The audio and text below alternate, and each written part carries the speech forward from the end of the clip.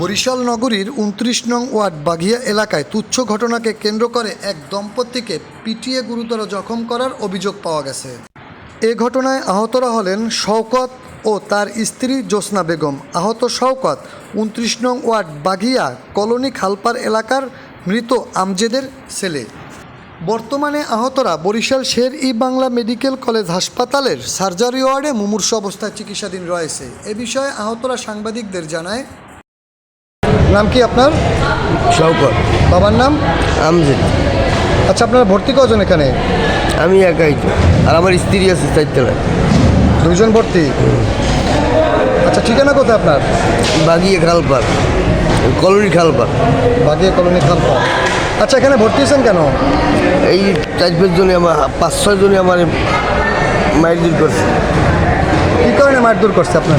আমি একটা লোক দেখছি ভিতরে ঢুকছে, আমি মনে করছি কিরা না কিরা আমার এলাকার মধ্যে ঢুকছে।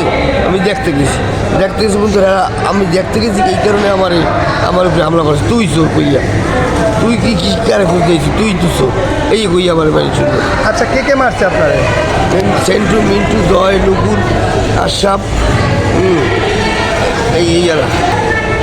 আসমাই প্রথম, আসমাই চলা দিয়ে আমার বউর মাথা। মিন্টু, আসমান, উফুস আমার স্বামীর সরাইতে গেছে, আমার মাথা পেঁপে দিয়ে মাথা ফাটাই দিয়েছে। কেন মারছে? কেন মারছে? ওরা অবৈধ ব্যবসা করে, এই যে দেখছি আমরা, এই জন্য আমাকে মারছে। বাড়ির ভিতরে লোক ঢুকছে, সেইটা দেখতে গেছি আমরা, দেখার কারণে আমাদের মারছে। আমার স্বামীর আমি সারাইতে গেছি, পরে আমারও মারছে। আচ্ছা, আপনার কোনো বিরোধ ছিল না? এগুলো তো কোনো বিরোধ নাই?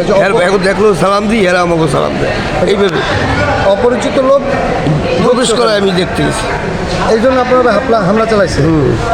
আপনি কি করেন? আমি রিক্সা চালাই। আচ্ছা, এই ঘটনার পর স্থানীয় যারা আছে গণ্যমান্য তাদের জানাইছেন বা থানায় জানাইছেন? থানায় গেছিলাম, মিয়ারপুর থানায়। এখন কি চান আপনি? আমি যে এগো বিচারছে